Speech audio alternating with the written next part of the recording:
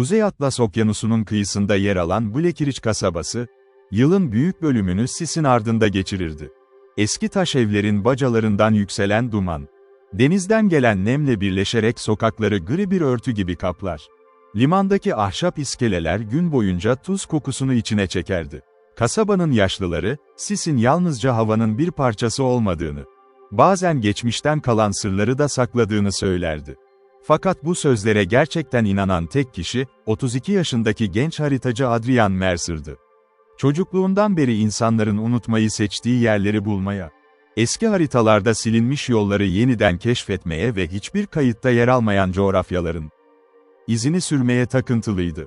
Çoğu kişi onu yalnız yaşamayı seven tuhaf biri olarak görüyordu ama Adrian için yalnızlık bir tercih değil, keşiflerin vazgeçilmez bedeliydi. Çünkü insan kalabalıkları aynı yöne bakarken, gerçek kâşifler kimsenin dönüp bakmadığı ufukları izlemek zorundaydı. O sabah limana ulaştığında deniz alışılmadık derecede sakindi. Dalgalar neredeyse hiç kıpırdamıyor. Martılar ise normalde yaptıkları gürültünün aksine sessizce suyun üzerinde süzülüyordu. Bu garip sessizlik, yıllardır denizle iç içe yaşayan balıkçıların bile dikkatini çekmişti. Adrian iskelenin ucuna ilerlediğinde yaşlı tekne ustası Graham Elwood, elindeki pipo sönmüş olmasına rağmen onu yeniden yakmayı bile unutmuş şekilde ufka bakıyordu.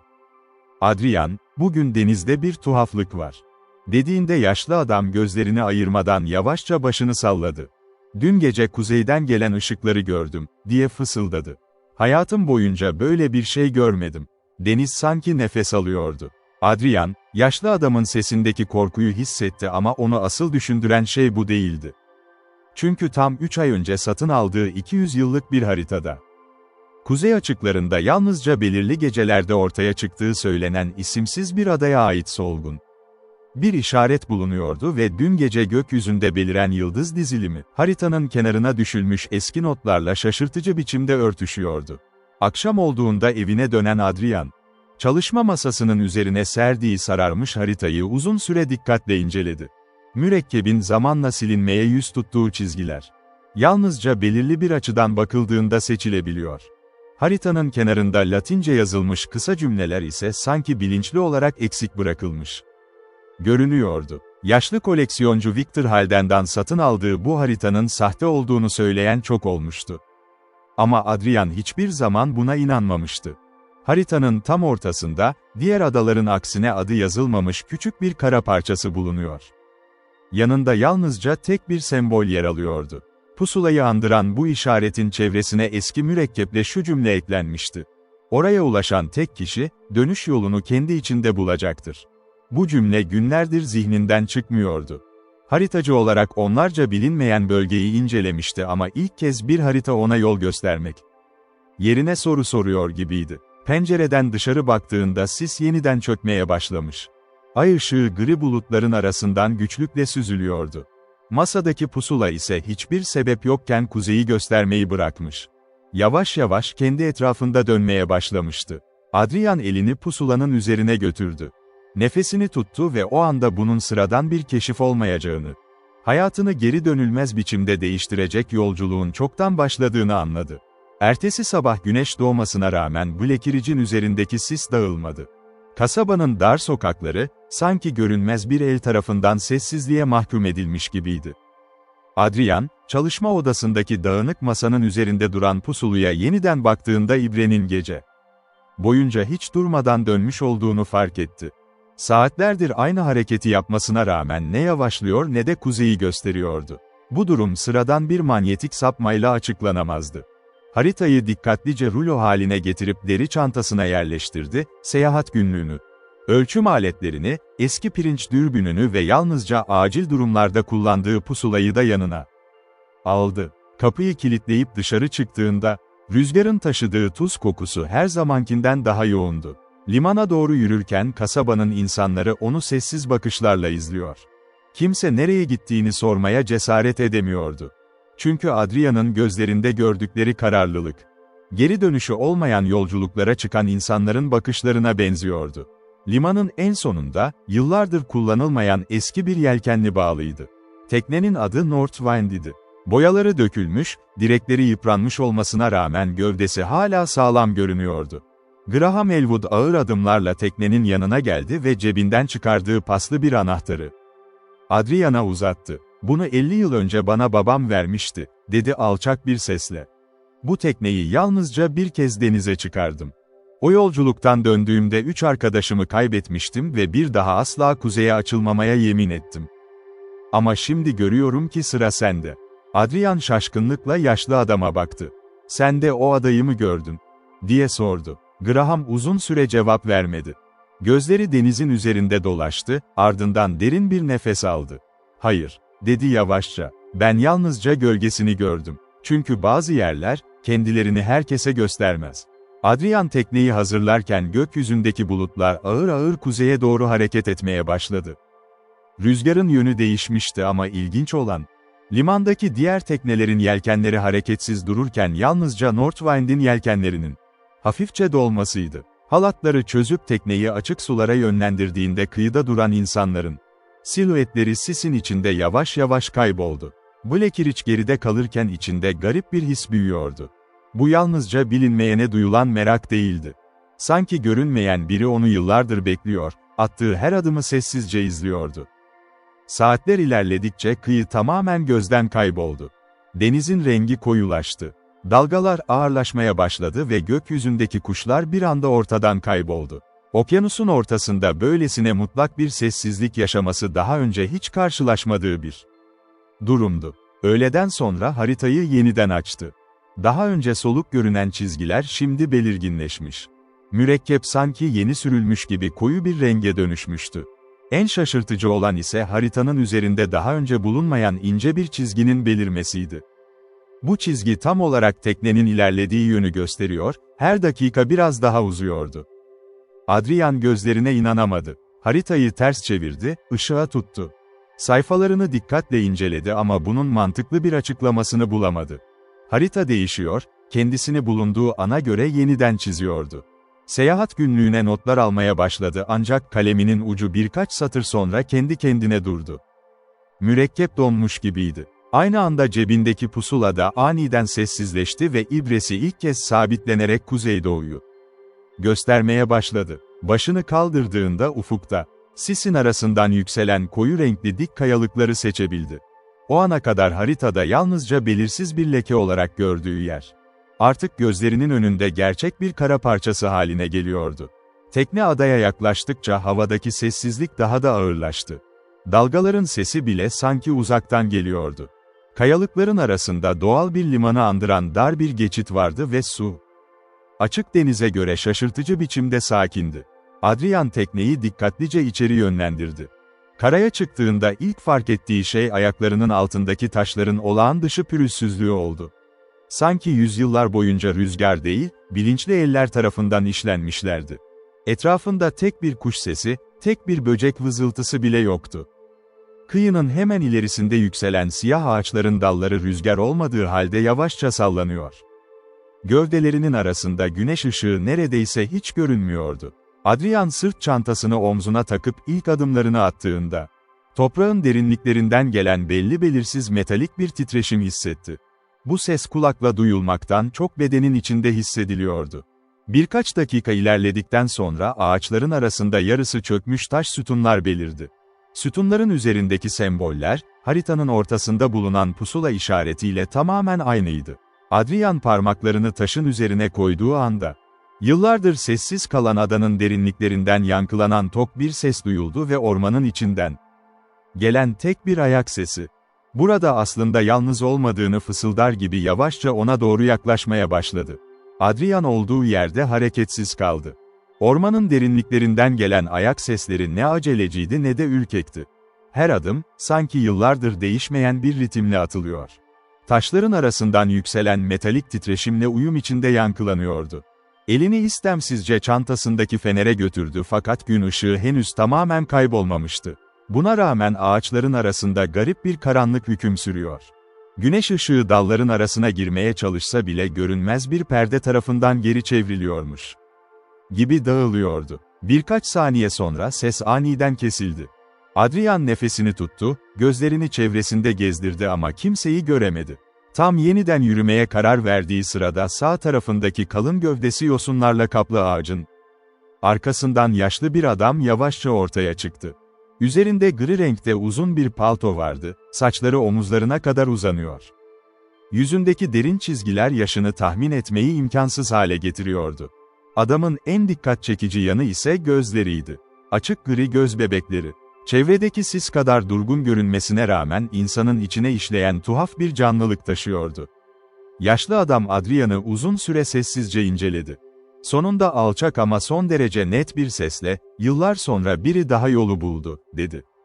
Adrian şaşkınlığını gizleyemedi. "Siz kimsiniz?" diye sordu. Adam hafifçe başını eğdi. "İsimlerin burada pek önemi yoktur ama bir zamanlar bana Elias Rowan derlerdi." Adrian bu ismi daha önce hiç duymamıştı. "Burada mı yaşıyorsunuz?" sorusuna yaşlı adam kısa bir tebessümle karşılık verdi. "Yaşamak," dedi yavaşça. "Bu adaya gelen herkes önce bu soruyu sorar. Sonra zamanın burada bildikleri gibi işlemediğini fark eder." Adrian bu sözleri anlamlandırmaya çalışırken Elias ağır adımlarla dönüp ormanın içine doğru yürümeye başladı. Birkaç metre ilerledikten sonra arkasına bakmadan, "Gerçekten cevaplar istiyorsan beni takip et. Ama attığın her adım seni geri dönülmesi daha zor bir yola çıkaracak," dedi. Adrian kısa bir tereddüdün ardından onu takip etmeye başladı. Patika ilk bakışta düzensiz görünüyordu ama dikkatli bakıldığında taşların bilinçli olarak yerleştirildiği anlaşılıyordu. Yol boyunca devasa siyah ağaçların gövdelerine oyulmuş yüzlerce sembol gördü. Hiçbiri bildiği alfabelere benzemiyordu. Bazıları yıldız kümelerini, bazıları ise iç içe geçmiş daireleri andırıyordu. Elias hiç durmadan yürürken ara sıra eliyle bu sembollere dokunuyor. Her dokunuşunda taşların arasındaki ince çatlaklardan soluk mavi bir ışık yükseliyordu. Adrian sonunda merakına yenik düştü. "Bu işaretler neyi anlatıyor?" diye sordu. Elias yürümeyi bırakmadan cevap verdi. "Bunlar harf değil, bunlar hatıralar. Bu adaya gelen her kâşif ardında bir iz bırakır. Ada onları unutmaz." Adrian bu cevaptan tatmin olmamıştı ama yaşlı adamın sesindeki ciddiyet yeni sorular sormasına engel oldu. Yaklaşık yarım saat süren yürüyüşün ardından orman aniden sona erdi. Önlerinde geniş bir vadi uzanıyordu. Vadinin tam ortasında, siyah bazalt taşlarından inşa edilmiş devasa bir yapı yükseliyordu. İlk bakışta kaleyi andırsa da kuleleri alışılmış mimariye benzemiyordu. Duvarların bazı bölümleri eğri açılarla gökyüzüne uzanıyor. Taş bloklar arasında harç kullanılmamış olmasına rağmen tek parça halinde duruyordu. Yapının çevresinde tek bir yabani ot bile yetişmiyor. Zemindeki taşlar ilk günkü kadar temiz görünüyordu.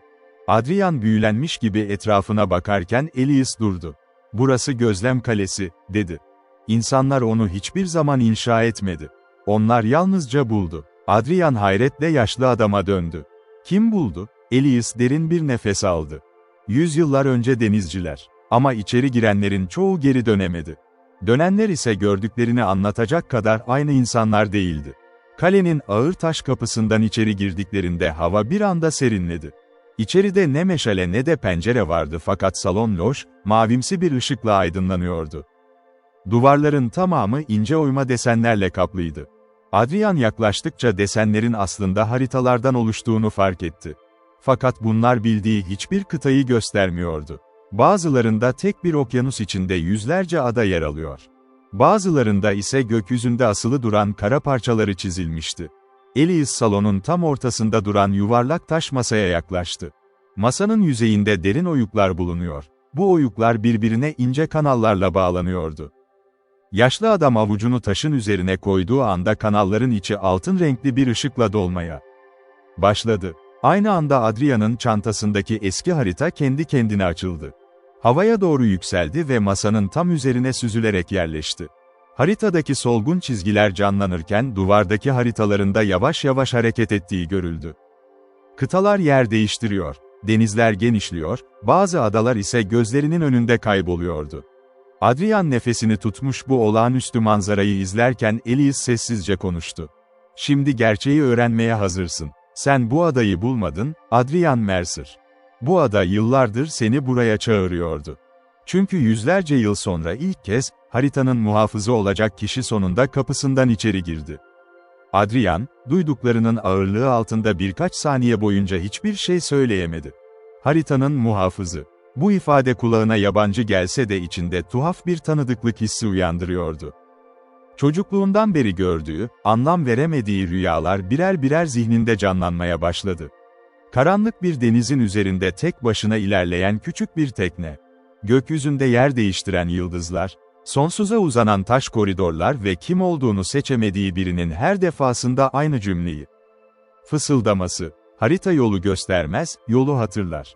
O zamana kadar bu rüyaların yalnızca hayal gücünün ürünü olduğunu düşünmüştü. Fakat şimdi, tam karşısında duran taş masanın üzerinde kendi kendine hareket eden haritaya bakarken, gördüğü her şeyin yıllardır zihnine usul usul işlendiğini fark ediyordu. "Bunu nereden biliyorsunuz?" diye sordu alçak bir sesle. Elias gözlerini haritadan ayırmadan cevap verdi. "Çünkü ben de yıllar önce aynı soruyu sordum. Bana da aynı cevap verildi." Salonun içindeki ışık giderek güçlenirken taş duvarların arasından hafif bir uğultu yükselmeye başladı. Bu uğultu önce rüzgarı andırıyordu ancak dikkatle dinleyince onlarca farklı sesin aynı anda fısıldaştığı anlaşılıyordu. Adrian kulak kesildiğinde kelimeleri seçemedi fakat seslerin kendisini çağırdığını hissedebiliyordu. Harita masanın üzerinde yavaşça dönmeye başladı. Ardından adanın bulunduğu bölüm parlak bir ışıkla aydınlandı ve çevresindeki okyanus siyaha dönüştü. Birkaç saniye sonra siyahlığın içinde başka kara parçaları belirdi. Bunlar dünyadaki hiçbir haritada yer almayan adalardı. Kimisi halka şeklindeydi, kimisi devasa kayalıklarla çevriliydi. Kimisi ise sanki denizin üzerinde değil de boşlukta yüzüyormuş gibi çizilmişti. Adrian şaşkınlıkla geri çekildi. "Bunlar nedir?" Elias derin bir nefes aldı. İnsanların unuttuğu yerler. Bazıları kendi istekleriyle saklandı, bazıları ise unutulmaya mahkum edildi. Dünyanın sandığından çok daha büyük olduğunu kabul etmek istemeyenler. Bu yerlerin varlığını yavaş yavaş sildi. Haritalar değiştirildi, kayıtlar yok edildi, deniz yolları kapatıldı. Fakat hiçbir sır sonsuza kadar gizli kalamaz. Adrian'ın zihni sorularla dolup taşıyordu. "Peki neden ben?" dedi. "Ben yalnızca eski haritalarla ilgilenen sıradan bir haritacıyım." Elias ilk kez doğrudan onun gözlerinin içine baktı. "Hayır," dedi sakin ama kesin bir sesle. "Sen sıradan değilsin. Bunu sana yıllarca söylemediler çünkü zamanı gelmemişti. Büyük baban Edward Mercer de bir haritacıydı. Resmi kayıtlara göre fırtınada kaybolduğu yazıldı ama gerçek bambaşkaydı. O da bu adaya geldi. Bu salonda durdu. Aynı masaya dokundu. Fakat görevini tamamlayamadan ortadan kayboldu." Adrian'ın yüzü bir anda soldu. Büyük babasını hiç tanımamıştı. Çocukluğundan beri ailesi onun denizde kaybolduğunu söylemiş. Konu her açıldığında sessizce değiştirilmişti. "Bunu nereden biliyorsunuz?" diye fısıldadı. Elias ağır adımlarla salonun köşesindeki yüksek taş dolaba yürüdü. Dolabın kapağını açtığında içeride yüzlerce deri kaplı günlük sıralanmıştı. Tozlanmamışlardı. Sanki biri onları her gün temizliyordu. Elias raflardan birini dikkatlice çekti ve eski bir defteri Adrian'a uzattı. Kapağında silinmeye yüz tutmuş altın harflerle yalnızca 2 kelime yazıyordu. Edward Mercer. Adrian'ın elleri titriyordu. Defteri yavaşça açtığında ilk sayfanın kenarında büyük babasının gençlik fotoğrafını gördü. Yüz hatları şaşırtıcı derecede kendisine benziyordu.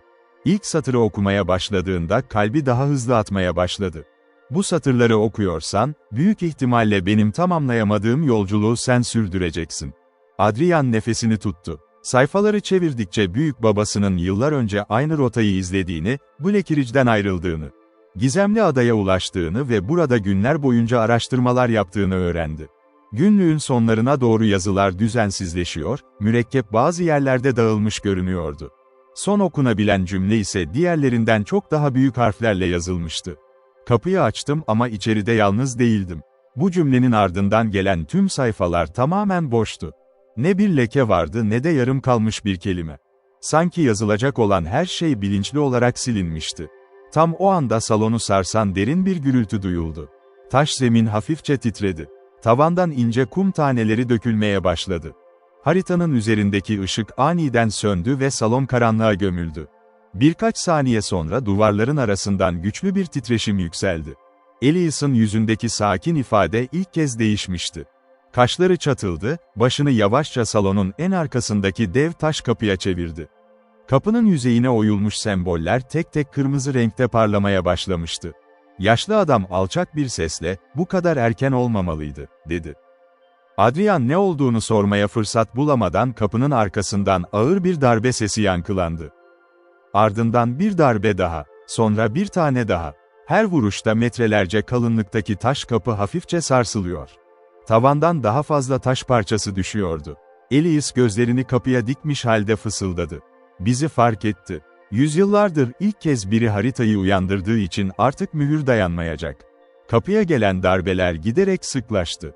Her sarsıntıda salonun taş duvarları derin bir uğultuyla karşılık veriyor. Tavandaki ince çatlaklar örümcek ağı gibi genişliyordu. Adrian içgüdüsel olarak birkaç adım geri çekildi. Hayatı boyunca mantığın sınırları içinde yaşamış. Karşılaştığı her olayı açıklayacak bir neden aramıştı. Fakat şimdi, yüzlerce yıllık taş kapının ardında ne olduğunu bilmediği bir şey bütün gücüyle dışarı çıkmaya çalışıyor, bu sırada harita ve kalenin tamamı canlı bir organizma gibi tepki veriyordu. "Kapının arkasında ne var?" diye sordu. Elias cevap vermeden önce uzun süre sessiz kaldı. Yüzündeki ifadeden korktuğu açıkça anlaşılıyordu. "Bunu tarif edecek bir kelime yok," dedi sonunda. "Çünkü insanlar onu hiçbir zaman tam olarak görmedi. Onu görenler ya akıllarını kaybetti ya da gördüklerini anlatamadan ortadan kayboldu. Biz ona yalnızca gözcü deriz. Gerçek adı unutuldu. Belki de hiç bilinmedi." Tam bu sırada taş kapının ortasında bulunan dairesel sembol, koyu kırmızı bir ışıkla parladı. Ardından salonda yankılanan uğultu tamamen kesildi. Sessizlik öylesine ani çökmüştü ki Adrian kendi kalp atışlarını bile duyabiliyordu.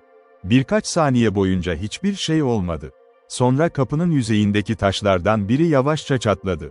İnce bir yarık oluştu ve yarığın içinden dışarıya siyaha yakın koyu mavi bir ışık sızdı. Bu ışık ne ateşe ne de güneşe benziyordu. Bakıldığında gözleri rahatsız etmiyor ama insanın içinde açıklayamadığı bir huzursuzluk uyandırıyordu. Adrian istemsizce yarığa doğru bir adım attı. Tam o anda Elias sert bir hareketle kolundan tuttu. "Sakın yaklaşma," dedi beklenmedik kadar yüksek bir sesle. "İlk yaptığı şey merak uyandırmaktır. Seni çağırdığını hissedeceksin. Sana cevap vereceğini düşüneceksin. Ama aslında yalnızca seni kendine yaklaştırmak ister." Adrian derin bir nefes aldı ve birkaç adım geri çekildi. Yaşlı adamın yüzünde ilk kez gerçek bir endişe görüyordu. Elias taş masanın yanına giderek avucunu yeniden üzerine koydu. Masanın içindeki altın renkli kanallar tekrar parlamaya başladı.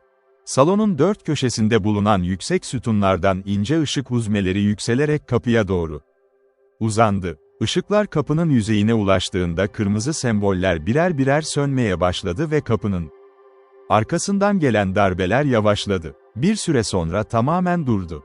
Elias yorgun bir nefes verdi. Omuzları bir anda çökmüş gibiydi. "Bu yalnızca birkaç saat kazandırır," dedi. "Mühür artık eskisi kadar güçlü değil." Adrian masanın üzerindeki haritaya baktığında yeni bir ayrıntı fark etti. Daha önce boş görünen denizlerin üzerinde şimdi ince altın çizgiler oluşmuştu. Bu çizgiler yalnızca adaya değil, dünyanın farklı yönlerine doğru uzanıyordu. Haritanın kenarlarında küçük daireler beliriyor. Her dairenin ortasında farklı bir sembol parlıyordu. "Bunlar neyi gösteriyor?" diye sordu. Elias haritaya dikkatle baktı. "Kilitler," dedi. "Mühür tek bir yerde tutulmuyor. Dünyanın farklı bölgelerine dağıtılmış 7 eski mühür var. Bu ada yalnızca merkez. Diğerleri zayıfladıkça buradaki kapı da gücünü kaybediyor." Adrian gözlerini haritanın üzerinde gezdirdi. Çizgilerden biri kuzeyde buzlarla kaplı bir bölgeye uzanıyordu. Bir diğeri geniş bir çölün ortasına. Bir başkası ise yoğun yağmur ormanlarının derinliklerine gidiyordu. Harita sanki dünyanın görünmeyen yüzünü ortaya çıkarıyordu. Elias ağır adımlarla salonun diğer ucuna yürüdü. Taş duvarın önünde durarak avuç içini düz yüzeye bastırdı. Hiçbir kapı görünmeyen duvar, derin bir titreşimle iki yana ayrıldı. Arkasında dar ve uzun bir koridor uzanıyordu. Koridorun iki yanında yüzlerce raf vardı. Rafların üzerinde pusulalar, eski dürbünler, denizcilik aletleri, farklı çağlara ait haritalar. Paslanmış anahtarlar ve ne işe yaradıkları anlaşılamayan metal parçalar dikkat çekiyordu. Bazılarının üzerinde yüzlerce yıllık toz bile yoktu. Elias raflardan siyah deriyle kaplanmış ince bir kutu aldı ve Adrian'a uzattı. Kutunun içinde gümüş renkli, alışılmış pusulalardan biraz daha büyük bir alet duruyordu. Camının altında ibre yerine ince bir kristal bulunuyordu. Kristal hareketsizdi fakat Adrian eline aldığı anda içinden soluk beyaz bir ışık yükseldi. Elias bunu görünce başını yavaşça salladı. "Demek gerçekten sensin," dedi. Bu pusula 200 yıldır hiç kimseye tepki vermemişti. Adrian şaşkınlık içinde pusulayı incelerken kristalin içindeki ışık giderek güçlendi. Birkaç saniye sonra kristalin tam ortasında küçük bir nokta belirdi ve yavaşça kuzeybatıyı işaret etmeye başladı. Aynı anda haritanın üzerinde de aynı yönde uzanan altın çizgi diğerlerinden daha parlak hale geldi. "Elias, ilk mühür seni çağırıyor," dedi. "Onu bulmadan buradaki kapıyı yeniden güçlendiremeyiz." Adrian başını kaldırdı. "Peki ilk mühür nerede?" Yaşlı adam cevap vermedi. Haritayı dikkatle izledi. Çizgi birkaç saniye boyunca ilerledi. Ardından denizin ortasında tek başına duran sarp kayalıklarla çevrili küçük bir adada durdu. Haritanın kenarında daha önce görünmeyen eski harfler belirdi. Adrian yazıları yüksek sesle okudu. "Skullhaven." Elias'ın yüzündeki ifade bir anda değişti. Dudaklarından neredeyse duyulmayacak kadar kısık bir ses çıktı. "Hayır, orası olmamalı." Adrian şaşkınlıkla ona döndü. "Neden?" Elias gözlerini haritadan ayırmadan cevap verdi. "Çünkü Skullhaven, yalnızca kaybolanların ulaşabildiği bir yerdir. Ve oraya giden her kaşiften bugüne kadar yalnızca biri geri dönebildi." Adrian'ın aklındaki ilk soru, geri dönebilen kişinin kim olduğuydu. Elias'ın yüzündeki ifadeye baktığında bu sorunun cevabını almak için doğru an olmadığını hissetti. Yaşlı adam uzun süre haritaya sessizce baktı. Ardından parmaklarını altın çizginin üzerinde yavaşça gezdirdi. Çizgi, dokunduğu anda hafifçe titreşti ve haritanın kenarında yeni semboller belirmeye başladı. Bunlar yazıdan çok yıldız kümelerini andırıyordu. "Elias, Skullhaven sıradan bir ada değildir," dedi. "Onun yeri hiçbir zaman sabit kalmaz. Deniz onu saklar, sis onu örter, yıldızlar ise yalnızca belirli gecelerde yolunu gösterir. Yanlış zamanda yola çıkanlar günlerce aynı suların içinde dolaşır ve sonunda başladıkları yere döndüklerini bile fark etmezler. Bu yüzden insanlar oranın var olmadığını sandı. Oysa ada hiçbir zaman kaybolmadı. Yalnızca kendisini görmek istemeyenlerden saklandı." Salonun derinliklerinden gelen uğultu yeniden yükselmeye başlamıştı ancak bu kez önceki kadar güçlü değildi. Elias, ağır taş rafların arasından ilerleyerek başka bir bölmeye geçti. Adrian onu takip ettiğinde küçük bir odanın içine ulaştılar. Odanın ortasında yuvarlak bir masa. Masanın üzerinde ise farklı dönemlere ait onlarca günlük duruyordu. Bazılarının kapakları çatlamış, bazıları ise ilk günkü kadar sağlam görünüyordu. Duvar boyunca uzanan rafların üzerinde küçük pirinç plakalar yer alıyordu. Her plakanın altında bir isim kazılıydı. Adrian tek tek okumaya başladı. Amelia Crowe, Nathaniel Briggs, Victor Hale, Isabella Moro, Henry Coulson, Lyon Carter. İsimler yüzyıllar boyunca yaşamış farklı insanlara aitti. Hepsinin yanında yalnızca bir tarih yazıyordu. Geliş tarihi. Hiçbirinin karşısında dönüş tarihi bulunmuyordu. Adrian sessizce, "Hepsi burada mı öldü?" diye sordu. Elias başını iki yana salladı. "Hayır. Bazıları öldü. Bazıları kayboldu. Bazıları ise görevini tamamladıktan sonra kendi istekleriyle geri dönmedi. Haritanın muhafızları dünyayı yalnızca haritalarla korumaz. Onlar insanların fark etmediği yolları da korurlar. Eğer bu yollar tamamen unutulursa, kapının ardındaki şey özgür kalır." Adrian'ın gözleri yeniden duvardaki isimlere kaydı. Her biri bir zamanlar onun gibi merakla yola çıkmış insanlardı. Kimisi gençti, kimisi yaşlıydı. Kimileri bilim insanı, kimileri denizci. Kimileri ise yalnızca tesadüfen gerçeğin izine rastlamış sıradan insanlardı. Aralarında ortak olan tek şey, bir gün bilinmeyeni takip etmeye karar vermiş olmalarıydı. Elias masanın altındaki dar çekmeceyi açtı. İçinden ince deriyle kaplanmış eski bir zarf çıkardı. Mühür kısmında pusuluya benzeyen aynı sembol bulunuyordu. Zarfa dikkatlice bakan Adrian, mührün daha önce hiç açılmadığını fark etti. Yaşlı adam zarfı ona uzattı. "Bunu yalnızca sen açabilirsin." Adrian şaşkınlıkla mühre dokunduğu anda sertleşmiş bal mumu çatladı ve zarf kendi kendine açıldı. İçinden katlanmış tek bir sayfa çıktı. Kağıdın üzerinde yalnızca birkaç satır yazı vardı. Yazının altındaki imza ise nefesini kesmeye yetti. Edward Mercer. Büyük babasının el yazısını ilk kez görüyordu. Satırları sessizce okumaya başladı. Bu mektup sana ulaştıysa, benim yapamadığımı sen yapabilecek kadar ileri gitmişsin demektir. Sana verebileceğim en önemli öğüt şudur. Haritaya güven ama her gördüğüne inanma. Çünkü bazı yollar seni hedefe ulaştırmak için değil, seni senden almak için çizilir. Skulldhaven'da ilk duyduğun sese cevap verme. İlk gördüğün kişiye inanma. Ve ne olursa olsun denizin sana geri verdiği hiçbir şeyi yanında götürme. Mektubun son satırını okuduğu anda odanın içindeki bütün lambalar aynı anda sönüp yeniden yandı. Koridorlardan güçlü bir rüzgar geçti. Taş duvarların arasındaki ince boşluklardan soğuk hava içeri dolarken uzaktan gelen derin bir çan sesi duyuldu. Elias hızla kapıya yöneldi. Vakit kalmadı, dedi. Gel. Birlikte yeniden ana salona çıktıklarında taş masanın üzerindeki haritanın tamamen değiştiğini gördüler. Az önce tek bir altın çizgi bulunan yüzey şimdi onlarca ince ışıkla kaplıydı. Ancak bu ışıkların büyük kısmı yavaş yavaş sönüyordu. Sönen her çizginin ardından haritanın kenarında ince çatlaklar oluşuyor. Sanki haritada mühürlerle birlikte gücünü kaybediyordu. Elias masanın üzerine eğildi ve ellerini iki yana koydu. Başladı, diye fısıldadı. Adrian onun ne demek istediğini soracakken kalenin dışından gelen uğultu dikkatlerini dağıttı. Bu uğultu rüzgara benzemiyordu. Binlerce insanın aynı anda çok uzaktan konuşmasını andırıyordu. İkisi birlikte salonun yüksek penceresine yaklaştılar. Vadinin ötesindeki siyah ormanın üzerinde yoğun sis tabakası hızla hareket ediyordu. Fakat bu kez sis rüzgarın yönünde ilerlemiyordu. Aksine, tek bir noktaya doğru toplanıyor, devasa bir girdap oluşturuyordu. Girdabın tam ortasında karanlıktan daha koyu bir gölge yükselmeye başladı. Önce yalnızca belirsiz bir silüet gibi görünüyordu. Sonra yavaş yavaş biçim kazandı. İnsan şeklini andırıyordu ama normal bir insandan en az 3 kat daha uzundu. Kolları olması gerekenden fazla uzuyor, başının çevresindeki sis sürekli şekil değiştiriyordu. Adrian gözlerini kısarak dikkatle baktığında gölgenin hareket etmediğini fark etti. Hareket eden aslında sisin kendisiydi. Gölge ise kilometrelerce uzaktan bile doğrudan kaleye bakıyordu. Elias'ın sesi ilk kez titredi. Bizi yalnızca hissetmedi, dedi güçlükle. Artık yerimizi de gördü. Adrian pencereye biraz daha yaklaşınca cebindeki yeni pusula aniden şiddetle titreşmeye başladı. Kristalin içindeki beyaz ışık bir anda kırmızıya döndü.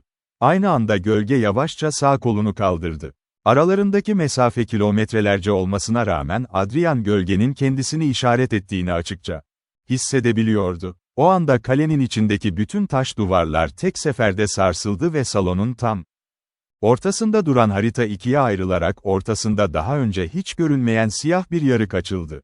Yarığın derinliklerinden yükselen tek kelime ise ne Adrian'ın ne de Elias'ın bildiği herhangi bir dile ait değildi ama ikisi de aynı anda onun ne anlama geldiğini anlamıştı.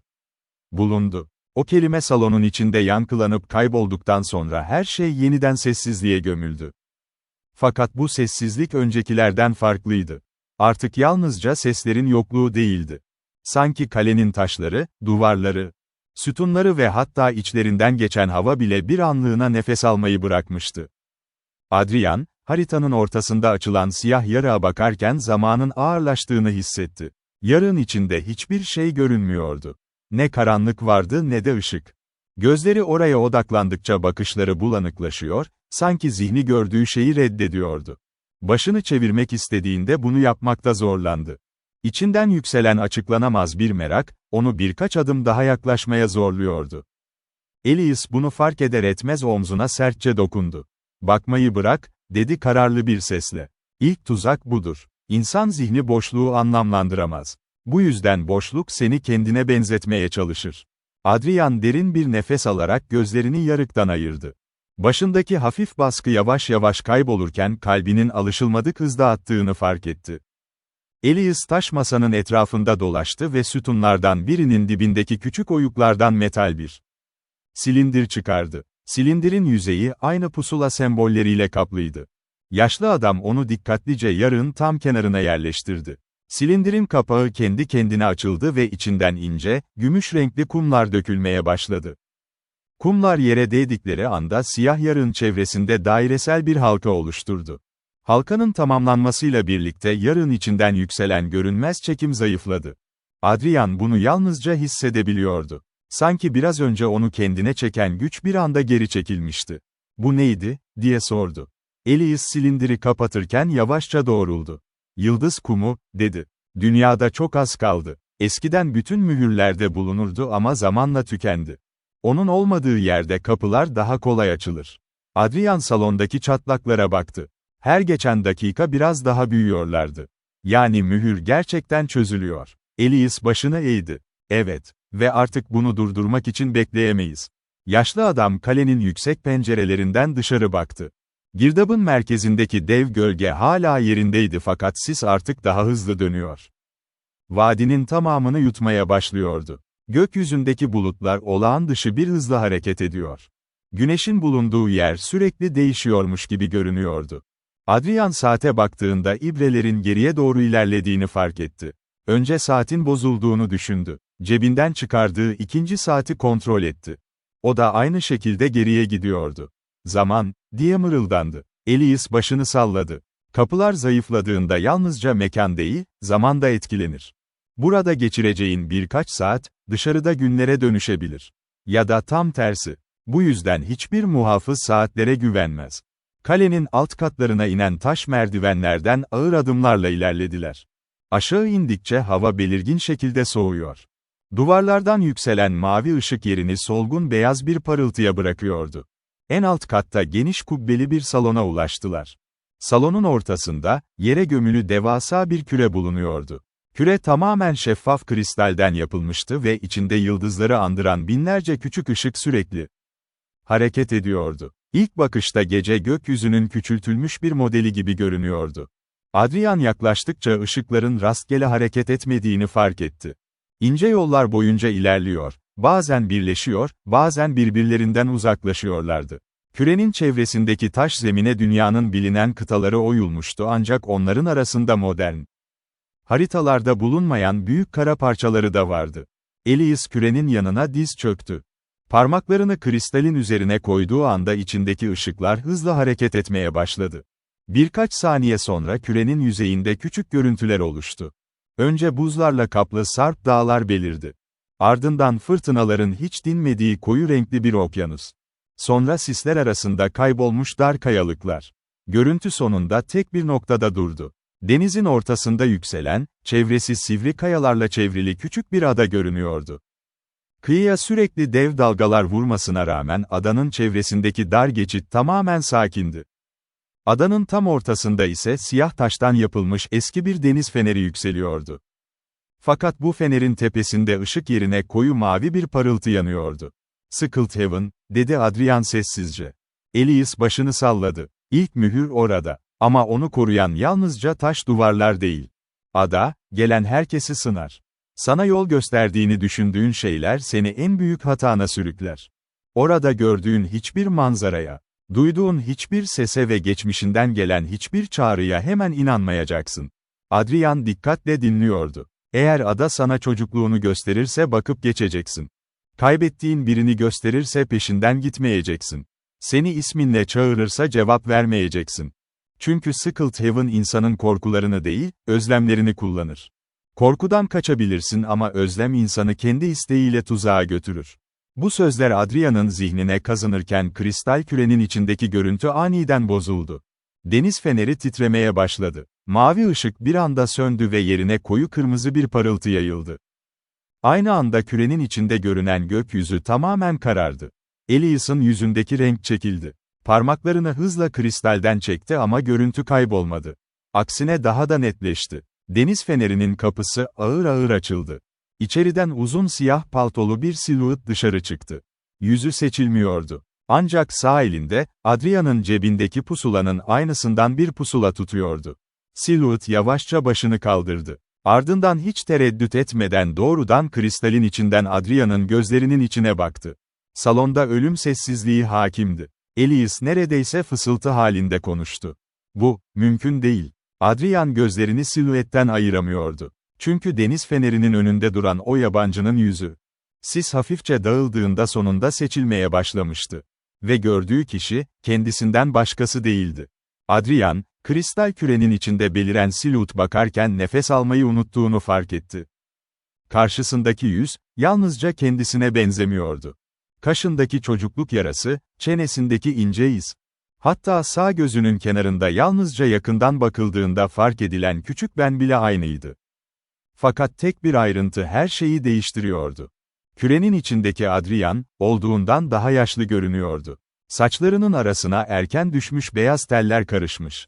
Yüzüne yılların bıraktığı yorgunluk çizgileri eklenmişti. Gözlerindeki ifade ise bambaşkaydı. O bakışlarda merak yoktu. Korku da yoktu. Yalnızca çok uzun zaman boyunca ağır bir yük taşımış insanların sahip olduğu derin bir yorgunluk vardı. Kristalin içindeki adam ağır ağır başını eğdi. Dudakları hareket etti fakat ilk anda hiçbir ses duyulmadı. Birkaç saniye sonra salonda yankılanan boğuk bir fısıltı yükseldi. "Geç kalıyorsun." Ses sanki kilometrelerce uzaktan geliyor, aynı anda Adrian'ın zihninin içinden de konuşuyordu. Elias bir adım öne çıkarak yüksek sesle eski bir dilde birkaç kelime söyledi. Kristal küre aniden parladı. Görüntü dalgalandı. Fakat içerideki adam kaybolmadı. Aksine yüzünde hafif bir tebessüm belirdi. Eliyle kürenin iç yüzeyine dokundu. Kristalin üzerinde ince çatlaklar oluşmaya başladı. Elias'ın gözleri büyüdü. "İmkansız," diye fısıldadı. "Hiç kimse yansımaların içinden dokunamaz." Adrian istemsizce küreye yaklaştı. Karşısındaki adam da aynı anda bir adım attı. İkisinin avuçları kristalin iki farklı tarafında aynı noktada buluştu. Kristal buz gibi soğuktu. Fakat temas ettiği anda Adrian'ın zihninde peş peşe görüntüler patladı. Sonsuz gibi görünen bir okyanus. Parçalanmış gemiler. Gökyüzünde aynı anda görünen 3 ay. Yanmakta olan taş kuleler. Sislerin arasında kaybolan insanlar. Ve sonunda, siyah taşlardan örülmüş devasa bir kapının önünde tek başına duran yaşlı bir Adrian. Bu görüntüler yalnızca birkaç saniye sürdü ama zihninden yıllar geçmiş gibi hissettirdi. Dizlerinin bağı çözüldü, geriye sendeledi ve güçlükle ayakta kalabildi. Elias onu kolundan tutarak geri çekti. "Teması kes," dedi sert bir sesle. Adrian derin nefesler alıyordu. Başındaki ağrı giderek artıyordu. "O, bendim," diye fısıldadı. Elias cevap vermedi. Gözlerini küreden ayırmadan dikkatle izliyordu. İçerideki adam son kez konuştu. Bu kez sesi daha net duyuldu. "Onu dinleme," dedi sakin bir ifadeyle. "Ben de bir zamanlar onun söylediklerine inandım." Bu sözler salonda yankılanınca Elias'ın yüzü gerildi. "Sus," diye bağırdı. Sesi kubbede defalarca yankılandı. Kristalin içindeki Adrian hafifçe gülümsedi. "Gerçekten hala aynı hikayeyi anlatıyor musun, Elias?" dedi. "Kaç yüzyıl geçti? Kaç kişiyi daha aynı yola gönderdin?" Elias'ın elleri titriyordu. İlk kez sakinliğini tamamen kaybetmişti. Adrian şaşkınlık içinde ikisine birden baktı. "Siz birbirinizi tanıyor musunuz?" diye sordu. Yaşlı adam cevap vermek üzereydi ki kristalin içindeki Adrian ondan önce konuştu. "Elbette tanıyoruz. Çünkü onun anlattığı kadar masum bir geçmişi yok." Salonun içindeki hava ağırlaştı. Elias birkaç adım geri çekildi. Gözlerini kısa süreliğine kapattı, ardından derin bir nefes aldı. "Onun söylediklerini dinlersen buradan asla çıkamazsın." Kristalin içindeki Adrian başını iki yana salladı. "Hayır. Asıl çıkamayacak olan, yalnızca ona inananlar." Ardından gözlerini doğrudan Adrian'a çevirdi. "Sana büyük babanın burada kaybolduğunu söyledi, değil mi?" Adrian yavaşça başını salladı. "Peki sana neden kaybolduğunu anlattı mı?" Elias yüksek sesle, "Yeter," diye bağırdı ama kristalin içindeki adam sözünü sürdürdü. "Edward Mercer kaybolmadı. Gerçeği öğrendiği için susturuldu." Bu cümle salondaki sessizliği bıçak gibi kesti. Adrian'ın zihni karmakarışık olmuştu. Bir yanda aylar önce tanımadığı bu gizemli adaya gelmesini sağlayan yaşlı adam, diğer yanda kendisine tıpatıp benzeyen ve gelecekten gelmiş gibi görünen biri vardı. Hangisinin doğruyu söylediğini anlaması imkansızdı. Fakat tam o sırada cebindeki pusula yeniden titreşmeye başladı. Kristalin içindeki ışık bu kez ikiye ayrıldı. İbrenin yerine geçen beyaz kristal, aynı anda iki farklı yönü gösteriyordu. Adrian şaşkınlıkla pusuluya baktı. Elias bunu görünce sessizce, "Seçim başladı," dedi. "Ne seçimi?" diye sordu Adrian. Yaşlı adam ağır bir nefes aldı. "Her muhafız yalnızca bir kez gerçek bir yol ayrımına gelir." Kristalin içindeki Adrian sözünü tamamladı. "Ve bu seçimde yanlış kişiye güvenirsen yalnızca sen değil, bütün dünya bunun bedelini öder." Tam o anda kubbenin tavanından derin bir çatlama sesi yükseldi. Kristal kürenin içindeki yıldızlar bir anda söndü. Salon karanlığa gömülürken yalnızca pusulanın beyaz ışığı görünüyordu. Karanlığın içinden ise üçüncü bir ses duyuldu. Ne Elias'a aitti, ne de kristalin içindeki Adrian'a. Sakin, derin ve yaşlı bir ses tek bir cümle söyledi. "İkiniz de gerçeğin yalnızca yarısını biliyorsunuz." Karanlığın içinde yankılanan o ses, salondaki herkesin olduğu yerde kalmasına neden oldu. Adrian başını yavaşça çevirdi fakat hiçbir şey göremedi. Sesin geldiği yönü belirlemek imkansızdı. Sanki taş duvarların her birinden, yerin derinliklerinden ve hatta kendi düşüncelerinin arasından yükseliyordu. Elias ilk kez tamamen savunmasız görünüyordu. Yüzündeki sert ifade kaybolmuş. Yerini yıllardır taşıdığı bir sırrın yeniden ortaya çıkmasının verdiği ağır bir kabulleniş almıştı. Kristal kürenin içindeki yaşlı Adrian ise sessizleşmişti. Birkaç saniye önce kendinden emin görünen yüzünde bile belirsizlik oluşmuştu. Salonun ortasında, daha önce hiç fark edilmeyen ince çizgiler parlamaya başladı. Taş zemindeki desenler yavaşça birleşiyor, büyük bir daire oluşturuyordu. Dairenin merkezinde ise karanlık bir gölge yükselmeye başladı. Bu gölge, dışarıdaki devasa varlığa benzemiyordu. Daha küçük, daha sakin ve daha kontrollüydü. Birkaç saniye içinde gölge insan biçimini aldı. Üzerinde eski çağlara ait uzun bir kıyafet vardı. Saçları tamamen beyazlamıştı ve yüzünde yaşadığı yılların ağırlığı okunuyordu. Fakat gözleri, Adrian'ın daha önce gördüğü hiçbir insana benzemiyordu. O gözlerde yüzyılların bilgisi vardı. "Benim adım Jaelum Vos," dedi yabancı. "İlk muhafız." Adrian şaşkınlıkla ona baktı. "İlk muhafız mı?" diye tekrarladı. Jaelum yavaşça başını salladı. "Sizlerin bildiği anlamda değil. Ben bu görevi başlatan kişiyim. Haritaları çizen, ilk mühürleri yerleştiren ve kapının ne olduğunu ilk anlayan kişiyim." Ardından Elias'a döndü. "Ama bazı gerçekleri saklamayı seçen de benim öğrencimdi." Bu söz üzerine Adrian'ın bakışları Elias'a çevrildi. Yaşlı adam gözlerini kaçırdı. "Ben," diye başladı ancak kelimeler boğazında kaldı. Jaelum onun yerine konuştu. Elias yalan söylemedi. Fakat gerçeğin tamamını da anlatmadı. Çünkü bazı gerçekler anlatıldığında insanları korumaz, onları yok eder. Kristal kürenin içindeki gelecekten gelen Adrian sessizce izliyordu. Sonunda konuştu. "Bunu şimdi mi söyleyeceksin? Onun da aynı hatayı yapmasına izin verdikten sonra mı?" Jaelum ona baktı. "Sen hala yalnızca gördüğün parçaya inanıyorsun." Kristalin içindeki Adrian acı bir tebessüm etti. "Çünkü sen bana da aynı şeyi söyledin." Adrian bu konuşmayı anlamaya çalışıyordu. "Biri bana ne olduğunu açıklayabilir mi?" diye sordu. Sesi salonda yankılandı. "Neden karşımda gelecekteki halim var? Neden büyükbabamın günlüğü burada? Neden herkes bir şeyler biliyor ama kimse açıkça konuşmuyor?" Jaelum ona doğru birkaç adım attı. "Çünkü bu yolculukta en büyük tehlike bilmediğin şeyler değil, bildiğini sandığın şeylerdir." Elini kaldırdı ve kristal küreye işaret etti. "Gördüğün kişi senin geleceğin olabilir.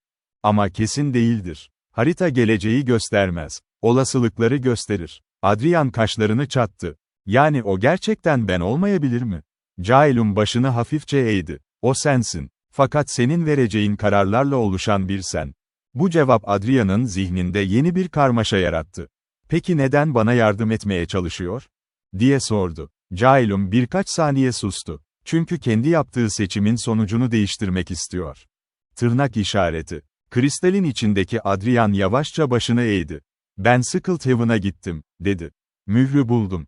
Ama geri döndüğümde her şey değişmişti. Dünyayı kurtardığımı sandım ama aslında başka bir kapıyı açtım." Adrian dikkatle dinliyordu. "Ne açtın?" diye sordu. Gelecekteki Adrian'ın yüzündeki ifade ağırlaştı. "Unutulan kapı." Bu iki kelime salonda soğuk bir rüzgar gibi yayıldı. Elias gözlerini kapattı. Jaelum ise sessiz kaldı. Adrian onların tepkisinden bunun ne kadar büyük bir tehlike olduğunu anladı. "Unutulan kapı nedir?" diye sordu. Jaelum cevap verdi. İnsanların hiçbir zaman bilmemesi gereken yerlerin ötesindeki geçit. İlk mühürler gözcüyü hapsetmek için yapılmadı. Asıl amaç daha büyük bir şeyi engellemekti. Gözcü yalnızca bir bekçi, bir kapının önündeki nöbetçiydi. Adrian'ın yüzü gerildi. Yani şimdiye kadar korktuğumuz şey. Evet, dedi Caelum. Asıl tehlike değildi. Tam o anda kalenin tamamı sarsıldı. Üst katlardan taş parçaları koparak aşağıya düştü. Dışarıdan gelen uğultu artık çok daha yakındı. Gözlem kalesinin duvarları, sanki görünmeyen dev bir güç tarafından zorlanıyordu. Elias hızla kapıya yöneldi. Burada daha fazla kalamayız. Skulthaven'a gitmek zorundayız. Adrian ona baktı. Ama henüz hiçbir şey anlamadım. Elias durdu. Anlaman gerekmiyor. Şu anda hayatta kalman gerekiyor. Caelum yavaşça ortadan kaybolmaya başlayan bedenine baktı. Vaktim azalıyor. Ardından Adrian'a döndü. Sana yalnızca tek bir şey söyleyeceğim. Skulthaven'a ulaştığında kendinden korkma. Çünkü orada karşılaşacağın en büyük düşman, dışarıdaki şey olmayacak. Adrian sessizce bekledi. Caelum'un sesi giderek uzaklaşmaya başladı. En büyük düşmanın, olmak istemediğin kişi olacak. Son kelime yankılanırken kristal küre tamamen söndü. Gelecekteki Adrian'ın görüntüsü kayboldu. Aynı anda kalenin dışından devasa bir çarpma sesi geldi. Kapı ilk kez açılmaya başlamıştı. Kapının açılma sesi, gözlem kalesinin bütün katlarında yankılandı. Bu ses bir taşın kırılması gibi değildi.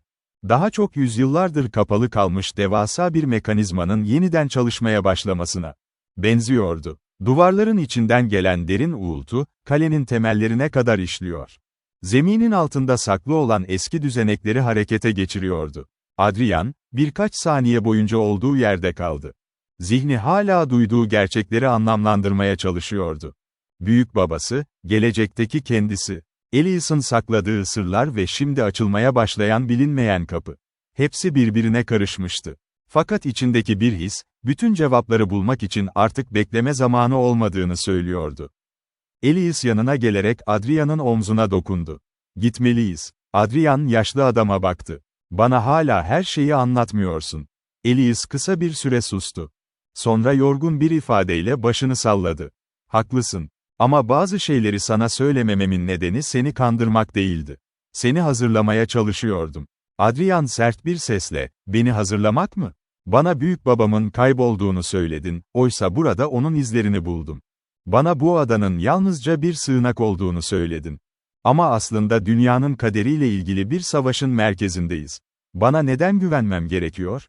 Diye sordu. Elias bu sözleri sessizce kabul etti.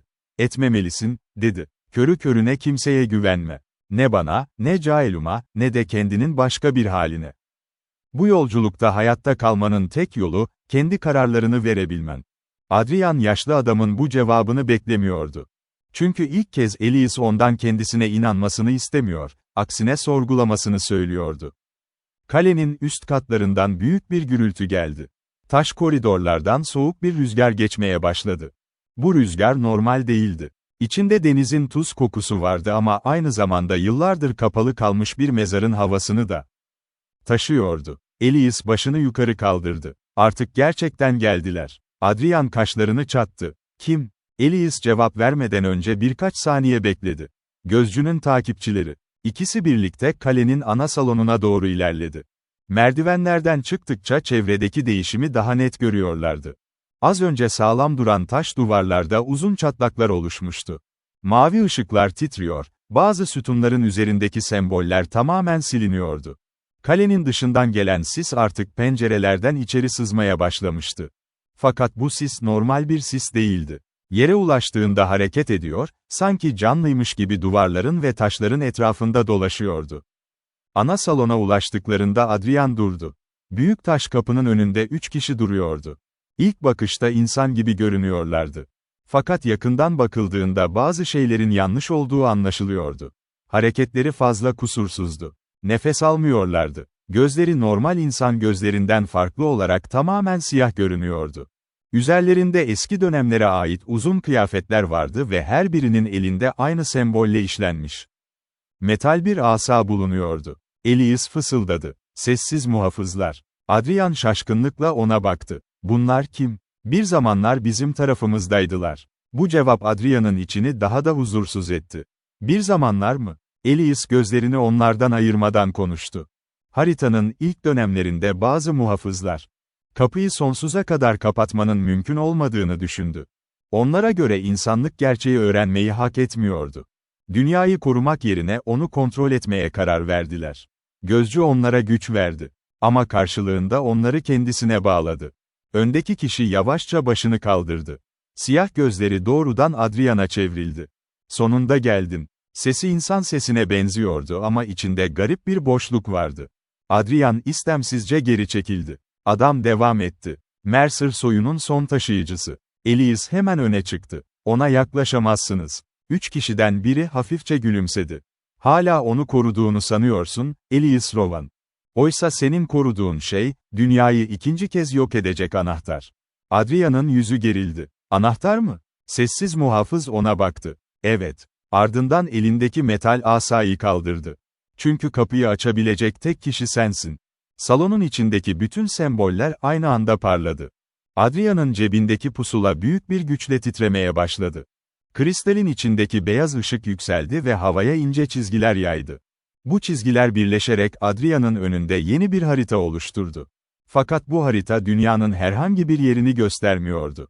Kendi içini gösteriyordu. Adrian donup kaldı. Haritada bir yol vardı. Başlangıcı onun doğduğu yerdi. Sonu ise kalbinin tam ortasında duran karanlık bir noktaya uzanıyordu. Elias fısıldadı. Artık seni değil, içindeki yolu arıyorlar. Tam o anda sessiz muhafızların arkasındaki büyük taş kapı tamamen açıldı. Kapının ardında hiçbir koridor yoktu. Hiçbir oda yoktu. Sadece sonsuz bir karanlık vardı. Ve karanlığın içinden gelen ses, Adrian'ın kendi sesiyle konuştu. Sonunda eve döndün. Adrian, kapının ardındaki karanlıktan gelen sesi duyduğu anda bütün bedeniyle gerildi. Çünkü o sesin kendisine ait olduğunu biliyordu. Bu, bir taklit değildi. Bir yabancının onun sesini kullanması da değildi. Tonlaması, nefes alışındaki küçük duraklamalar, kelimelerin arasındaki o kendine özgü sakinlik. Hepsi ona aitti. Sanki yıllar sonra kendi içinden gelen bir yankıyla karşı karşıyaydı. Fakat bu durum onu rahatlatmak yerine daha fazla korkutuyordu. Çünkü insanın en zor mücadele ettiği şey, kendisinden gelen bir tehditti. Elias hızla Adrian'ın önüne geçti.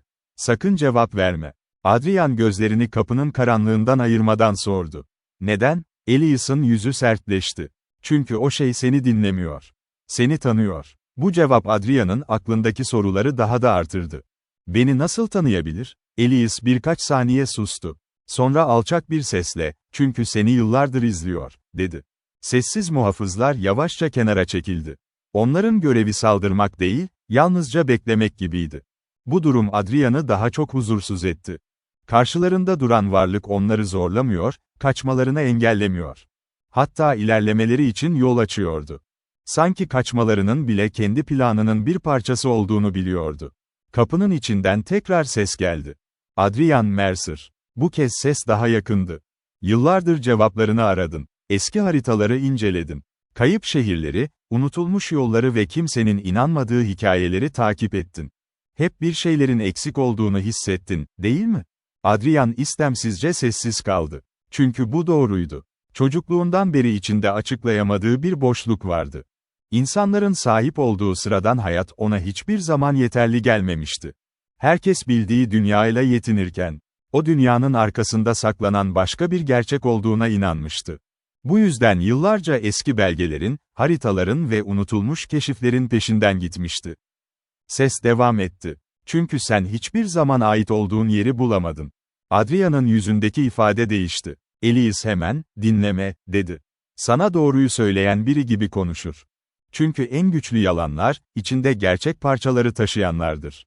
Fakat Adrian bu kez yaşlı adamın sözünü dinlemedi. Sen kimsin, diye sordu. Elias'ın yüzü bir anda değişti. Adrian, ama artık çok geçti. Kapının ardındaki karanlık hareket etti.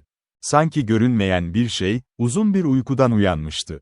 Ben, dedi ses. Kısa bir sessizlik oldu. Senin başlamadan önceki halinim. Salonun içindeki hava bir anda ağırlaştı. Adrian kaşlarını çattı. Bu ne demek? Karanlığın içinden yavaşça bir görüntü oluşmaya başladı. Önce bir el göründü. Sonra bir omuz. Ardından insan şeklini alan bir silüet. Fakat bu kez karşılarına çıkan kişi, kristal kürede gördükleri gelecekteki Adrian değildi. Bu kişi daha gençti. Adrian'ın kendi yaşlarındaydı. Üzerinde eski bir kaşif ceketi vardı. Elinde aynı pusula bulunuyordu. Yüzünde ise Adrian'ın hiç görmediği bir ifade vardı. Tam bir teslimiyet. Sanki yıllar önce bütün savaşını kaybetmişti. Elias'ın nefesi kesildi. Hayır. Adrian ona döndü. Sen bunu tanıyor musun? Elias cevap vermekte zorlandı. Çünkü karşısındaki kişi, onun da geçmişinden gelen biriydi. Bu, dedi Elias. İlk Adrian. Genç adam hafifçe gülümsedi. Sonunda beni hatırladın, Elias.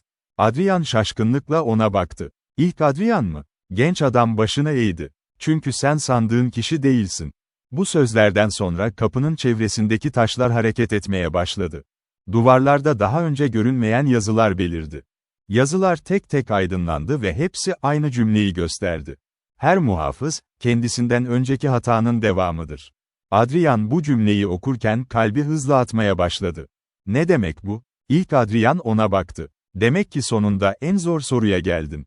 Bir adım öne çıktı. Sen gerçekten bu yolculuğu seçtin mi? Adrian cevap vermedi. İlk Adrian devam etti. Yoksa seni seçilmiş biri olduğuna inandırdıkları için mi buradasın? Bu soru Adrian'ın zihninde yankılandı. Çünkü ilk kez biri ona bunu soruyordu. Herkes onun neden seçildiğini anlatmıştı. Ama hiç kimse ona seçip seçmediğini sormamıştı. Tam o anda kalenin dışından büyük bir patlama sesi geldi. Gözcünün gölgesi artık vadinin tamamını kaplamıştı. Siyah sis duvarlara ulaşmış, kalenin taşları parçalanmaya başlamıştı. Elias bağırdı. Burada kalamayız. Fakat ilk Adrian sakinliğini bozmadı. Kaçmanın bir anlamı yok. Adrian ona baktı. Neden? Genç adamın gözlerinde derin bir hüzün belirdi. Çünkü Skullhaven'a giden yol artık dışarıda değil. Bir an durdu. Yol açıldı. Elini Adrian'ın göğsüne doğru uzattı. İçeride. Adrian, ilk Adrian'ın uzattığı eline bakarken içinde tarif edemediği bir ağırlık hissetti. Söylenenlerin hiçbir mantıklı açıklaması yoktu fakat garip olan, bütün bunların tamamen anlamsız da gelmemesiydi. Sanki zihninin çok derinlerinde, yıllardır kapalı duran bir kapı yavaş yavaş açılıyordu. Hatırlamadığı anılar, anlam veremediği rüyalar ve çocukluğundan beri peşini bırakmayan o garip his. Hepsi aynı noktaya bağlanıyor gibiydi. Fakat insanın kendi içinde bir yolculuğa çıkması fikri, bilinmeyen bir adaya gitmekten çok daha korkutucuydu. Çünkü bilinmeyen yerlerden kaçabilirdi. Ama insan kendi zihninden kaçamazdı. Elias hızla yaklaşıp Adrian'ın önüne geçti. Onu dinleme, dedi. Seni kendi içine çekmeye çalışıyor. İlk Adrian hafifçe gülümsedi. Hala aynı şeyi söylüyorsun. Elias'ın bakışları sertleşti. Çünkü hala aynı hatayı yapıyorsun. İki eski yol arkadaşı gibi konuşuyorlardı. Aralarında yılların değil, yüzyılların getirdiği bir hesaplaşma vardı. Adrian bu konuşmayı dinlerken bir şeyi fark etti. Elias, ilk Adrian'dan nefret etmiyordu. Asıl hissettiği şey pişmanlıktı. Ne oldu, diye sordu Adrian. Geçmişte ne yaşandı? Elias sessiz kaldı. İlk Adrian cevap verdi. Ben de aynı soruyu sormuştum. Salonun duvarları hafifçe titredi. Kapının ardındaki karanlık büyüyor, çevresindeki ışığı yavaş yavaş içine çekiyordu. Fakat ilk Adrian konuşmaya devam ediyordu. Yıllar önce ben de bu kaleye geldim. Ben de haritayı buldum. Ben de kendimi seçilmiş kişi sandım. Bana dünyanın kaderinin benim kararlarıma bağlı olduğu söylendi. Bana büyük bir görev verildiğini düşündüm. Bir an durdu. Fakat kimse bana bir şey söylemedi.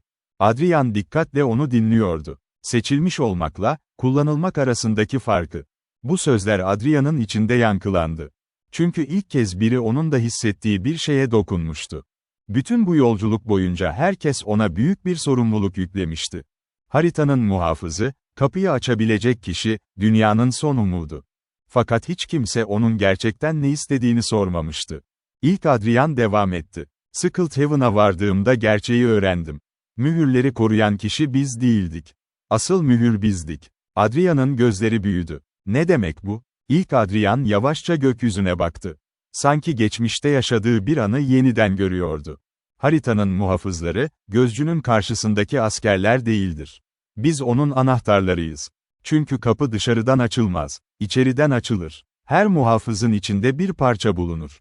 Elias araya girdi. Yeter. İlk Adrian ona döndü. Gerçeği saklamaktan yorulmadın mı? Elias'ın yüzü değişti. Adrian ikisine bakıyordu. İçimde ne var? Kimse hemen cevap vermedi. Bu sessizlik cevaptan daha korkutucuydu. Sonunda Elias konuştu. Senin içinde bir güç yok. Adrian şaşırdı. Ne? Elias gözlerini ona çevirdi. Bir kilit var. Bu sözle birlikte Adrian'ın cebindeki pusula aniden parçalanmaya başladı. Kristal bölümünde ince çatlaklar oluştu. Fakat kırılmak yerine içinden ışık yayılmaya başladı. Beyaz ışık Adrian'ın çevresinde dolaştı, ardından göğsünün üzerinde durdu. Adrian acıyla geri çekildi. Bir anda zihninin içinde yüzlerce görüntü belirdi. Büyük babası Edward Mercer'in yüzü. Gözlem kalesinin eski hali. Yıllar önce burada duran muhafızlar. Ve sonunda, çocukken gördüğü o rüya. Küçük Adrian karanlık bir odada tek başına duruyordu. Karşısında yüzü görünmeyen biri vardı. O kişi ona bir pusula uzatıyordu. Bir gün buraya geri döneceksin. Küçük Adrian ağlayarak soruyordu. Ben neden? Gölgedeki kişi cevap veriyordu. Çünkü senden önce gelen herkes başarısız oldu. Görüntü aniden kesildi. Adrian dizlerinin üzerine çöktü. Elias hemen yanına geldi. İyi misin? Adrian başını kaldırdı. Gözlerinde korku vardı. Ben bu adaya ilk kez gelmedim. Salon sessizliğe gömüldü. İlk Adrian'ın yüzündeki ifade değişti.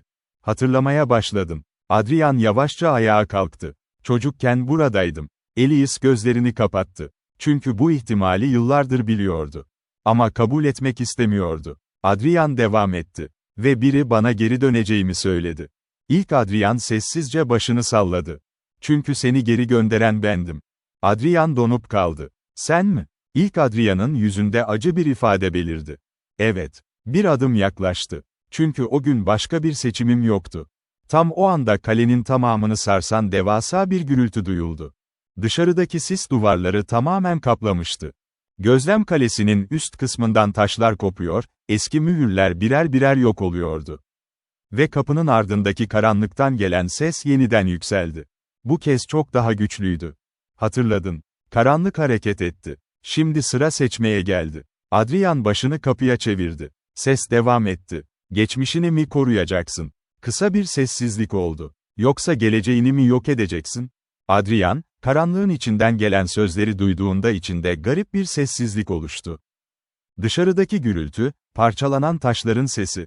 Kalenin sarsıntısı ve yaklaşan tehlike bir anda uzaklaşmış gibiydi. Sanki bütün dünya küçülmüş, geriye yalnızca tek bir soru kalmıştı. Geçmişini mi koruyacaktı, yoksa geleceğini mi yok edecekti? Fakat bu sorunun en korkutucu yanı, cevabın ne olduğunu bilmemesi değildi. Asıl korkutucu olan, belki de iki seçeneğin de aynı sona çıkabileceğini hissetmesiydi. İlk Adrian ona bakıyordu. Yüzünde zafer kazanmış birinin ifadesi yoktu.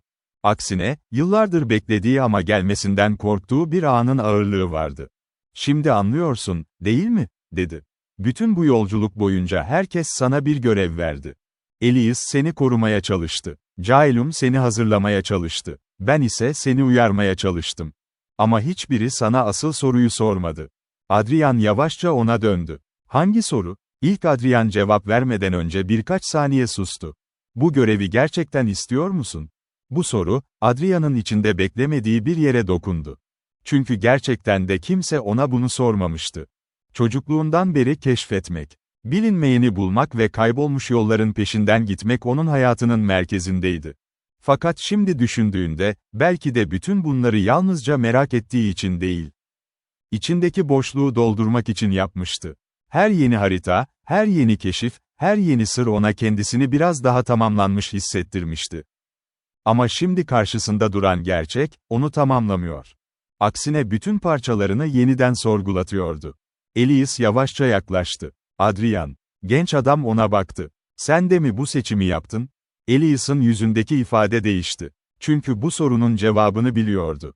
Ben, dedi. Fakat devamını getiremedi. İlk Adrian onun yerine konuştu. Evet, o da seçmedi. Elias sertçe baktı. Sus. Hayır. Bırak öğrensin. İlk Adrian'ın sesi sakindi. Ben seçilmedim. Elias da seçilmedi. Hepimiz sadece bize verilen role yürüdük. Çünkü başka bir yol olduğuna inanmadık. Adrian bu sözleri dinlerken kapının ardındaki karanlık yeniden hareket etti. Bu kez karanlığın içinden soğuk bir rüzgar yayıldı. Rüzgar Adrian'ın yüzüne çarptığında içinde tuhaf bir his uyandı. Korku değildi. Daha çok uzun zamandır tanıdığı bir şeyle karşılaşmanın verdiği garip bir yakınlıktı. Kapının içinden ses geldi. Onlar sana seçimden bahsediyor. Kısa bir duraksama oldu. Ama hiçbiri sana özgürlük vermedi. Adrian gözlerini kapıya çevirdi. Sen bana ne verebilirsin? Bu soruyu sorduğu anda Elias'ın yüzü gerildi. Adrian, yapma. Fakat karanlık cevap verdi. Hatırlamayı. Bir anda salonun ortasında onlarca görüntü belirdi. Adrian'ın çocukluğu, Black Ridge'deki yalnız günleri, büyük babasının kayboluşu, yıllarca cevap aradığı geceler. Her görüntü birkaç saniye görünüp kayboluyordu. Sonra başka bir görüntü ortaya çıktı. Adrian, çocuk haliyle gözlem kalesinin içinde duruyordu. Ama bu kez yanında biri vardı. Elias. Genç görünüyordu. Saçları daha koyuydu. Yüzünde bugünkü yorgunluk yoktu. Çocuk Adrian ağlıyordu. Gitmek istemiyorum. Genç Elias diz çökmüş, ona bakıyordu. Zorundayız. Ben geri dönecek miyim? Elias'ın gözlerinde büyük bir acı vardı. Umarım. Görüntü kayboldu. Adrian donup kaldı. Elias hiçbir şey söylemedi. Çünkü artık saklayacak bir şey kalmamıştı. Sen, dedi Adrian. Sesi titriyordu. Beni çocukken buradan gönderen sendin. Elias başını eğdi. Evet. Neden? Uzun bir sessizlik oldu. Sonunda Elias cevap verdi. Çünkü o gün seni kurtarmanın tek yolu buydu. Adrian'ın gözleri dolmadı, öfkelenmedi de. Sadece anlamaya çalıştı. Kimden kurtardın? Elias yavaşça kapıya baktı. Sonra Adrian'a döndü. Sendeki kilitten. Bu sözle birlikte bütün salon yeniden sarsıldı. İlk Adrian'ın yüzü değişti. Çünkü o da aynı şeyi fark etmişti. Adrian'ın göğsündeki ışık artık beyaz değildi. İkiye ayrılmıştı. Bir tarafı beyaz, diğer tarafı siyah. Elias fısıldadı. Başlıyor. Adrian nefesini tuttu. Ne? Yaşlı adam cevap verdi. İçindeki iki yolun savaşı. Tam o anda kapının ardındaki karanlık geri çekildi. Ve ilk kez içerideki şey tamamen göründü. Ne bir canavardı, ne de bir gölge. İnsan biçimindeydi. Fakat yüzü yoktu. Sadece boş bir yüzey vardı. Ve o varlık, Adrian'a doğru elini uzattı. Ben senin kaybettiğin parçayım. Salonun içindeki bütün semboller aynı anda parladı. Ve artık geri dönme zamanı. Adrian, yüzü olmayan varlığa bakarken içinde yükselen korkunun yalnızca karşısındaki şeyden kaynaklanmadığını anladı. Asıl korktuğu şey, o varlığın söylediklerinin bir anlam taşımasıydı. İnsan bilinmeyenden korkardı ama kendisiyle ilgili bilinmeyen bir gerçek, her zaman daha ağırdı. Yıllardır cevap aradığı bütün soruların bir noktada kendisine bağlanacağını hiç düşünmemişti. Kayıp haritalar, gizemli ada, büyük babasının sırrı, Elias'ın sakladığı gerçekler. Hepsi aynı kapının önünde birleşmişti. Yüzü olmayan varlık bir adım attı. Taş zemin onun ayağının altında çatlamadı. Aksine taşlar geri çekildi. Sanki ada bile ona yol veriyordu. Ben senin kaybettiğin parçayım, diye tekrar etti. Hatırlamadığın çocukluğun, bastırdığın korkuların ve kabul etmek istemediğin gerçeğin. Adrian kaşlarını çattı. Benim kaybettiğim parça mı? Varlık başını hafifçe eğdi. Evet. Sesi ne tehditkar ne de öfkeliydi. Daha çok yıllardır bekleyen birinin sakinliği vardı. Çünkü o gün Elias seni buradan gönderdiğinde yalnızca bedenini götürdü. Bir parçanı burada bıraktı.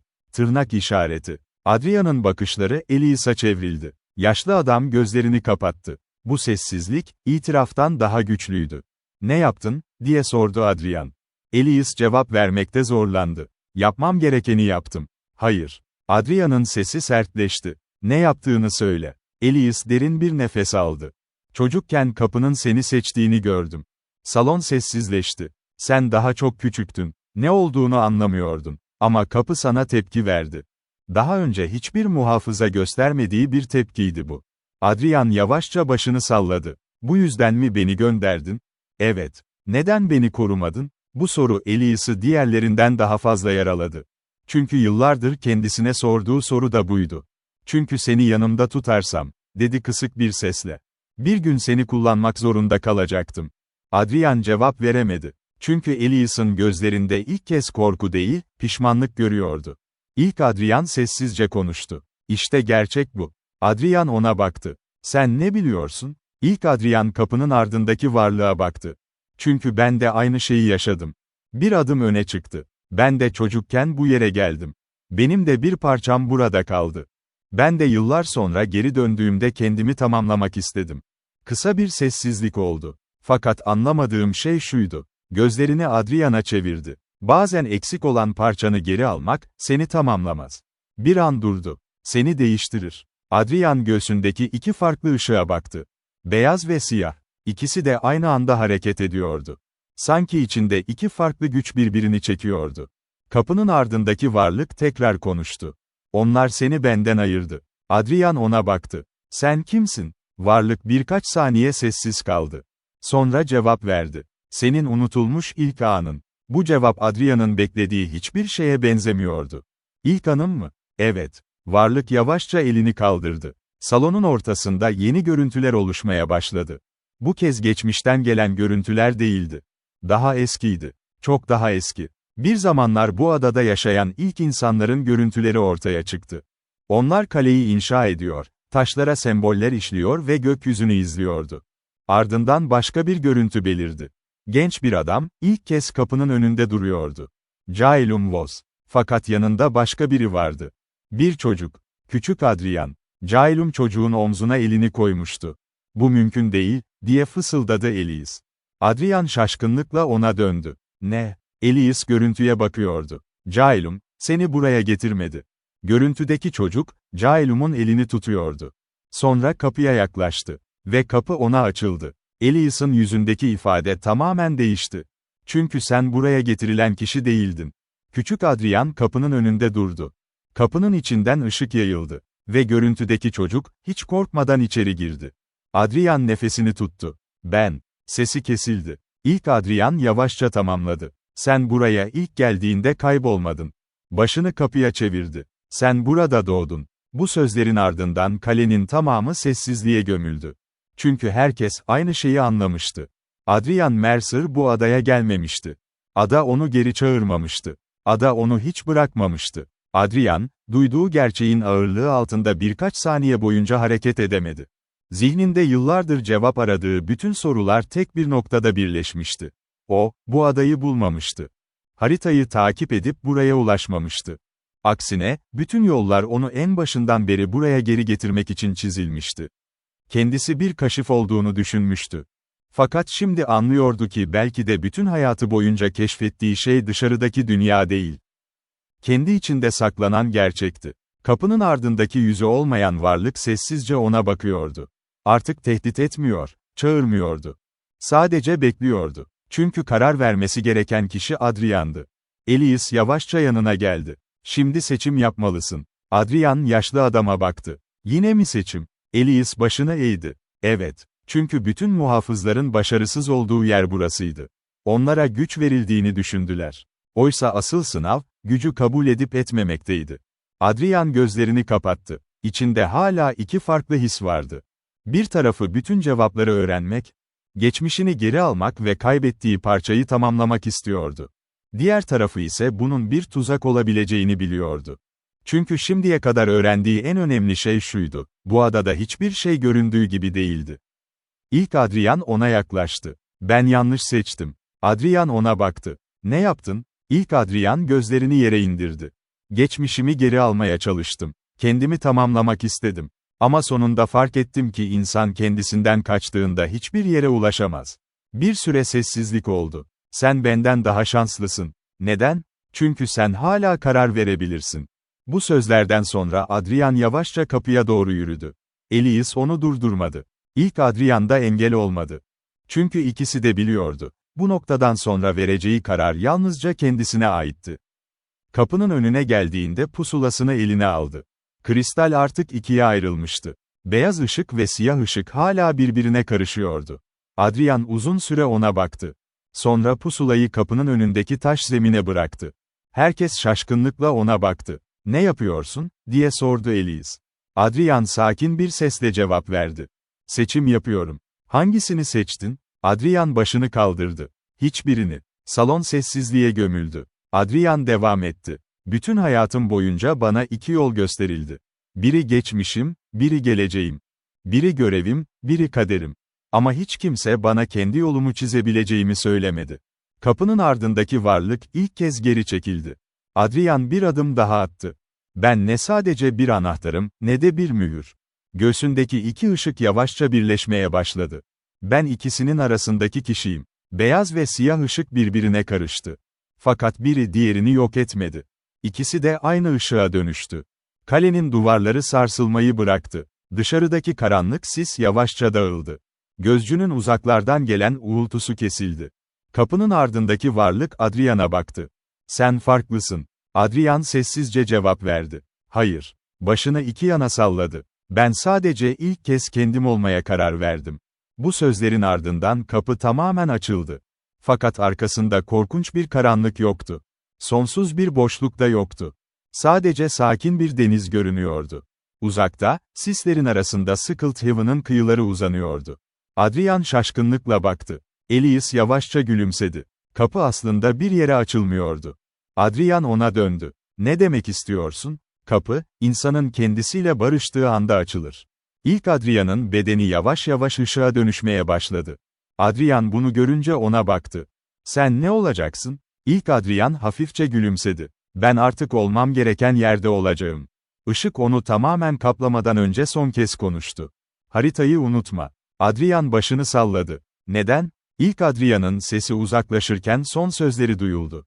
"Çünkü gerçek kaşifler yeni yerler bulmaz." Kısa bir sessizlik oldu. "Onlara anlam verir." Sonrasında her şey sakinleşti. Gözlem kalesi ayakta kalmaya devam etti. Fakat artık eski karanlığını taşımıyordu. Duvarlardaki semboller yeniden parlıyor, mühürler güçlerini geri kazanıyordu. Elias ve Adrian kalenin dışına çıktıklarında gökyüzünde ilk kez gerçek güneş ışığını gördüler. Günler sonra Northwind yeniden denize açıldı. Blackridge kasabasına döndüğünde insanlar Adrian'ın değiştiğini fark etti. Fakat kimse nedenini bilmiyordu. Çünkü bazı yolculuklar insanın dışını değil, içini değiştirirdi. Adrian eski çalışma odasına döndüğünde masasına yalnızca tek bir şey bıraktı. Eski harita. Fakat artık harita boştu. Üzerinde hiçbir ada, hiçbir yol ve hiçbir sembol yoktu. Çünkü artık ona ihtiyacı yoktu. Adrian pencerenin önünde durup uzak denize baktı. Dünyada hala keşfedilmemiş yerler vardı. Hala cevap bekleyen sırlar vardı. Hala insanların bilmediği yollar vardı. Ama artık biliyordu ki en büyük keşif, insanın dünyanın en uzak köşelerine gitmesi değildi. En büyük keşif, kendisinden sakladığı gerçeği bulabilmesiydi. Ve o günden sonra Adrian Mercer, tarihe yalnızca bir kaşif olarak değil, kendi yolunu bulan ilk muhafız olarak geçti.